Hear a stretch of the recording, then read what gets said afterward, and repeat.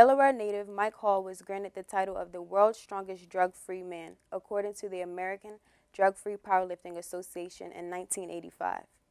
During the Vietnam era, Hall served his country in the United States Marine Corps.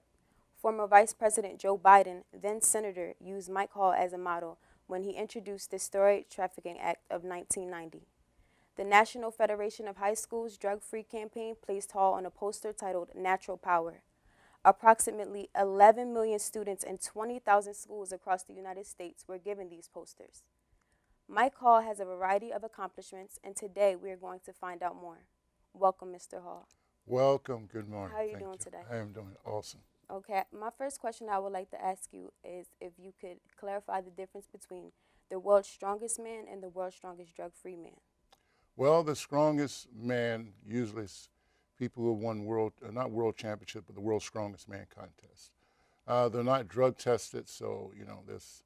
But the world's strongest drug-free man is someone who is drug tested. I was drug tested for over 40 years. You're able to set high totals. You're subjected. They just drill you and test you until finally, after so many years, they realize that guess what? You're the real deal. Right. Yeah. So my next question would be, if no one paid you for your talents, what inspired you? What motivated you to try to achieve this title as the world's strongest drug-free man? Well, that's very easy. That's the youth. When I was 17, someone told me I would never become anybody because I refused steroids. And because of that emotional scar, I wanted to show that, guess what? I could be the best in the world. And I used the children, the youth, as my motivation because I wasn't paid. So that was, to me, that was the greatest motivation in the world. Kids,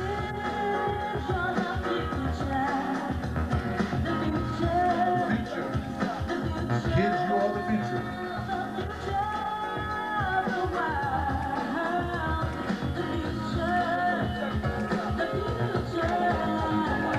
Kids, you're the future, that's no lie. If you do drugs, you just may die. You're so special, you're so great, just say no is all it takes. I'm a powerlifter or a weightlifter, and my goal in life was to try to lift this more than any man in the world. As a dream as a kid, I wanted to be the strongest kid on the block. Powerlifting is a sport, I'm not promoting that, but powerlifting is a sport that you lay down for some of the people who do lift weights, and you bench press. Well, the most I've ever benched is 633 pounds. That's the highest in history today, still today, drug tested. Squat is the one that you put on your back, and you squat all the way down until your deep knee bend. My world record is 953.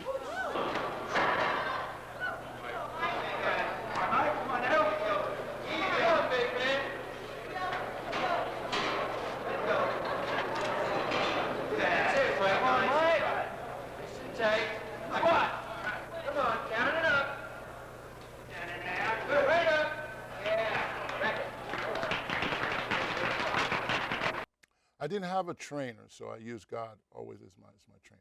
Okay, so you trained yourself. Yes, with the help of God. I've had individuals that would suggest, but when it comes to training someone, no, because in my era of the time, no one understood powerlifting. No one could comprehend that a man could lift this much weight. So I had to realize that no one had the same dream that I had. Okay. And how much did you lift when you received this title as the world's strongest drug-free man? Well, the highest total is 2340. Wow. And that, break it down in lifts, is the most I ever squat is 1,050. Most I ever bench was 650, and deadlift was 804. And they were all done under drug tested conditions. Okay, that's very impressive. Has anyone ever tried to claim your title as the world's strongest Well, drug-free man? we have had a couple people, of course, nowadays YouTube's get a lot of people trying to claim to be this and that. But a lot of them, what they do is they'll say, well, I used to do steroids and now I don't. So they use steroids to build their base. But the best prevention is you never have to start. So you never can claim to be the world's strongest drug-free man. So that's where that lies. So I'm here to make sure that they understand that we're for the youth. And the youth are valuable. And guess what? they need to know the truth. But guess what? Drug-free is number one. Being a 5-time drug-free powerlifting gold medalist and 10 national powerlifting titles, and a 2-time Pan Am Games gold medalist, how much time was invested in your craft each day for how many years? Well, lifting-wise, it was basically 6 hours. I would do 3 in the morning, 3 in the evening. I started lifting when I was 12 years old. And I finally retired from that because of injuries when I was 33 years old. So it took a time, but that's what it takes to build a pyramid, right? Right. It takes time. And what sort of injuries did you face?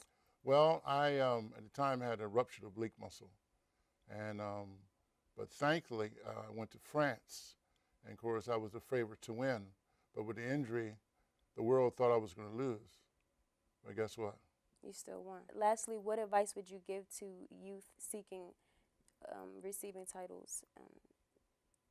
Well, whatever they're trying to endeavor is to find out who they are, and know that they're valuable, very valuable.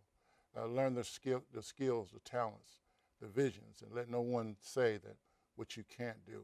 Be productive in society, and be the best that you can be, because over 8.5 billion people in the world, there's only one of them. And that's how valuable we truly are. That was very touching. Thank you, Mr. Hall, the world's strongest drug-free man.